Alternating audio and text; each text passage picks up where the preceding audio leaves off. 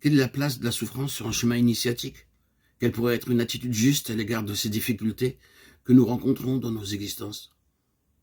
Sur ce thème, j'ai pensé qu'il serait bon de se référer à Graf Turquem, un de ces hommes charniers entre l'Orient et l'Occident, aussi entre une expérience de psychologie des profondeurs et une expérience de découverte de l'être essentiel. Devant le problème de la souffrance, il s'agit avant tout de regarder la plaie et de voir comment la soigner. Il existe deux sortes de plaies. Les souffrances venant des événements extérieurs, les plaies venant du dedans, les souffrances causées par les coups de l'ombre en nous. L'ombre, c'est tout ce qui n'a pas été assumé, ce qui n'a pas pu se vivre, s'exprimer. C'est la lumière, la vie, qui n'a pas pu se donner. L'énergie, alors tourne en rond, se sclérose, fait un poids mort et nous paralyse. L'ouverture spirituelle, pour avoir des bases saines et solides, passe par une attention, une compréhension incluant cette ombre en nous. La première manifestation de l'ombre en nous, c'est l'agressivité refoulée. Si l'agressivité n'est pas reconnue et assumée, elle risque de se manifester dans des débordements violents et incohérents. Tout le problème, c'est l'orientation de l'énergie, de l'agressivité. On ne dépense pas plus d'énergie à cogner sur quelqu'un qu'à lui porter ses valises.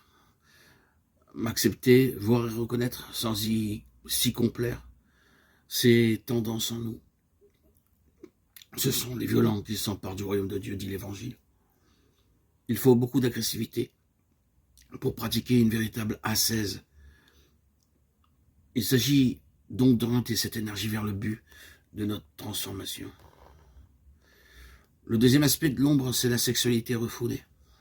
Qui peut dire que sa sexualité n'est pas plus ou moins secrètement une cause de souffrance, de malaise? Durkheim dit, quand vous touchez quelqu'un, vous touchez une personne, pas un corps. Nous sommes faits pour des étreintes de personne à personne, pas pour des étreintes de chiens, pas pour des génitalités qui s'assouvissent. Il s'agit de pouvoir vivre sa sexualité à un niveau initiatique, sacré, comme une œuvre de présence. Savoir introduire de la tendresse, de la beauté dans nos relations. Tout peut être occasion de plaisir, de relation. C'est une sexualité qui circule dans tout le corps, avec tout l'être, tous les pores de sa peau. Un rayon de soleil, le moindre sourire, c'est l'étreinte même de la vie qui se communique à nous.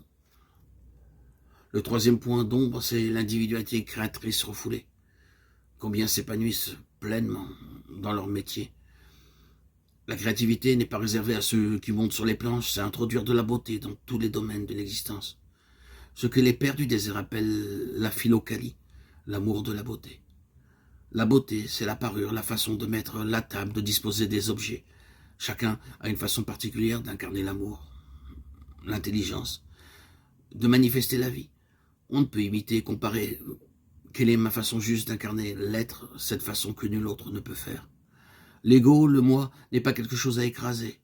Mais l'ego juste, le moi transparent, à l'être essentiel, c'est la forme particulière à travers laquelle l'être commun va se manifester. Retrouver l'instinct créateur en nous, la sève même du vivant, ma façon unique d'aimer.